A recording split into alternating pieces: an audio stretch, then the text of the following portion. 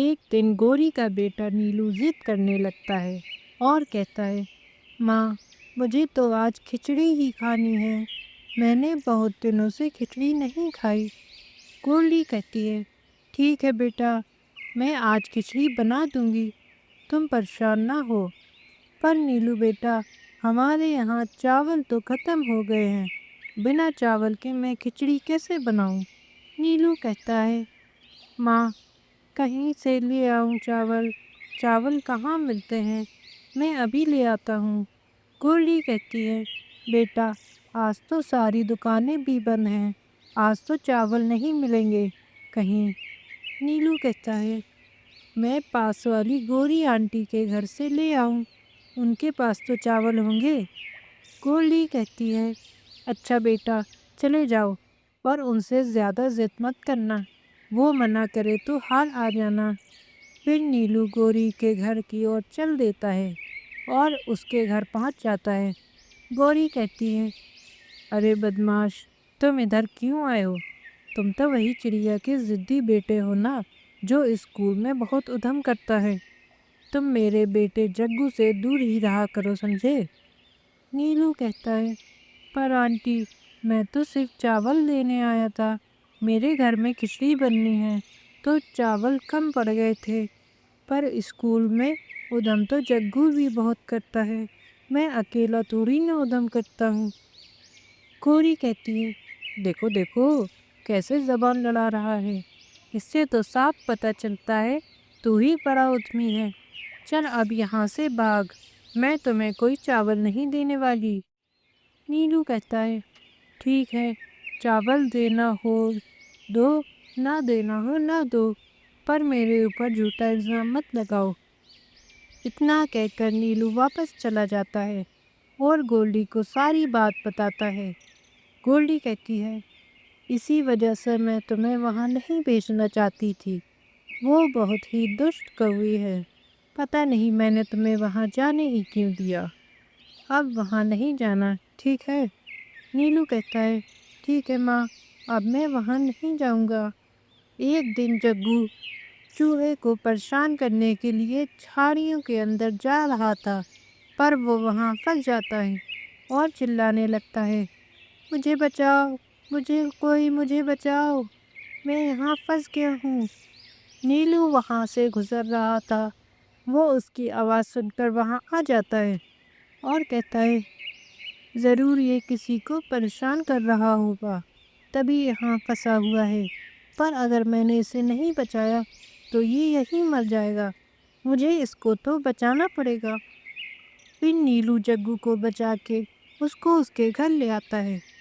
جب گوری کو یہ پتہ چلتا ہے کہ جگو کی جان نیلو نے بچائی ہے تو گوری کہتی ہے، مجھے معاف کر دو نیلو، میں نے تمہیں بہت غلط سمجھا، تم تو بہت اچھے ہو، تم نے میرے بیٹے کی جان بچا کر مجھ پر بہت بڑا احسان کیا ہے۔ نیلو کہتا ہے، آنٹی آپ مجھ سے معافی مت مانگیے، آپ نے غلطی کا احساس کیا، یہی میرے لیے بہت بڑی بات ہے۔ لوسی طوطی آج نیا پرس لائی تھی، وہ بہت خوش تھی۔ لوسی ہریا سے کہتی ہے، دیکھو دیکھو کتنا پیارا پرس ہے میرا، تم نے کبھی ایسا پرس دیکھا ہے کیا؟ اتنا پیارا پرس میں نے کبھی نہیں لیا، اب میں یہ سب کو دکھاؤں گی، میرا بس چلے تو سارے جانور کو دکھاؤں۔ ہریا کہتا ہے، زیادہ خوش مت ہو لوسی، اتنا بھی ایکسائٹیڈ ہونا اچھی بات نہیں ہے، یہ پرس تم نے لیا ہے، سب دکھانے کی کوئی ضرورت نہیں ہے۔ لوسی کہتی ہے، ارے تم کیا جانو نئی چیز سب کو دکھانے کی خوشی، یہ خوشی تو صرف مجھے ہی معلوم ہے۔ یہ کہہ کر لوسی گوری کے گھر پہنچ جاتی ہے۔ گوری کہتی ہے، ارے باپ رے، اتنا پیارا پرس کہاں سے لیا لوسی، یہ کتنا پیارا لگ رہا ہے۔ لوسی کہتی ہے، میرا بہت ڈھونڈنے کے بعد یہ پرس مجھے ملا ہے، شہر کی بہت بڑی دکان سے لائی ہوں۔ گوری کہتی ہے، پھر تو یہ پرس بہت مہنگا بھی ہوگا۔ لوسی کہتی ہے، ہاں بہن، پورے 80,000 کا پرس ہے، اس میں تمہارا گھر جائے گا۔ वो गौरी बहुत लालची थी, उसने उसका पर्स चुराने की ठान ली।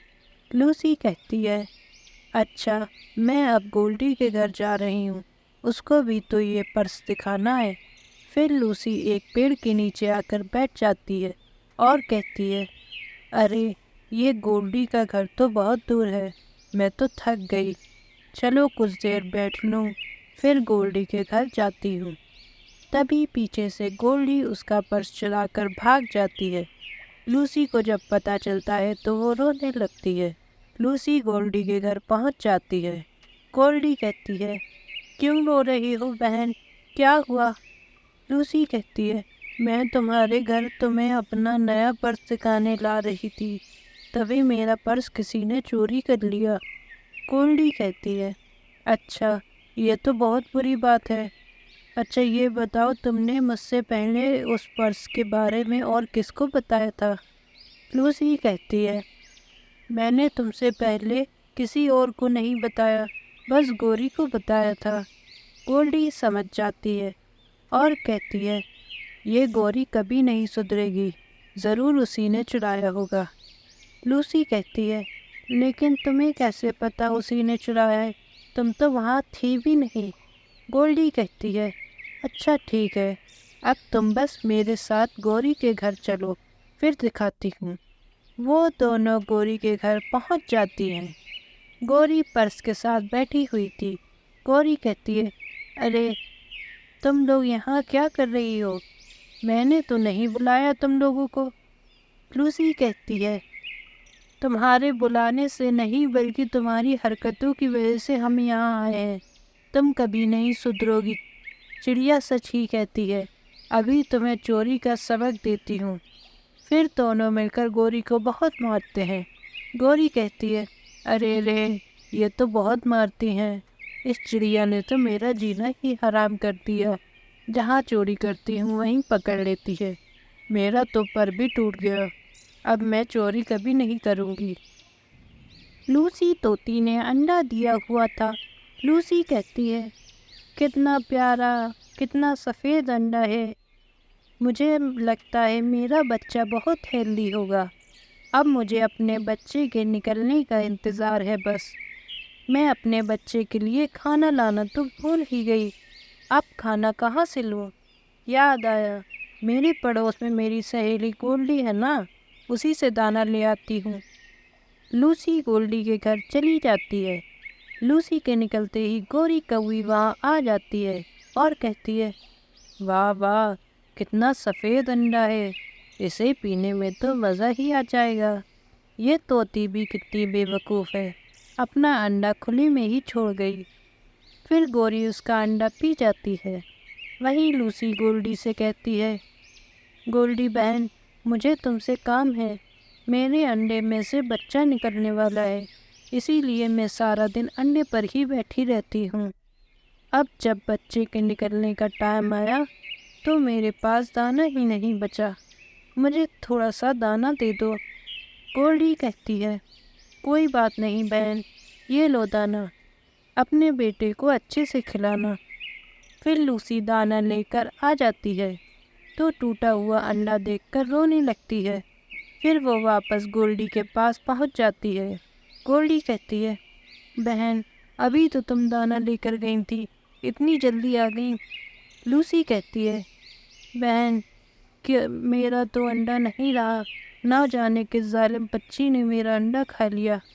गोल्डी कहती है, तुम रो मत लूसी, हम उस जालिम से बदला लेंगे। अब हम तुम्हारे घोंसले में नकली अंडा रख देते हैं, हम दूसरी जगह छुप कर देखेंगे, फिर वो जालिम पक्षी आएगा तो हम उसे मार मार कर अपना बदला ले लेंगे। फिर वो लोग अंडा रख कर छुप जाती हैं। गौरी अंडा देखकर फिर आ जाती है और कहती है, अरे ये तोती ने इतनी जल्दी एक और अंडा कैसे दे दिया? चलो कोई बात नहीं, ये अंडा भी मेरे ही पेट में जाएगा। तभी गोल्डी और लूसी उस पर हमला कर देती हैं और उसको बहुत मारती हैं।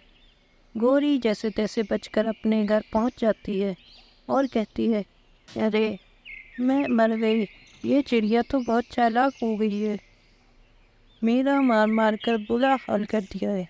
اب میں کبھی کسی کے انڈے نہیں پیوں گی، ورنہ یہ تو مجھے مار ہی ڈالیں گے۔